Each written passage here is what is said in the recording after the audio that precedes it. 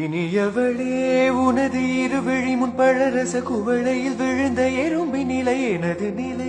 விலக விருப்பமில்லையே பூவே அதிசயனே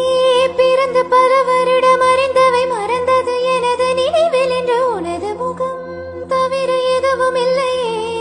அன்பே வேறாரும் வாழாத பெருவாழ்விது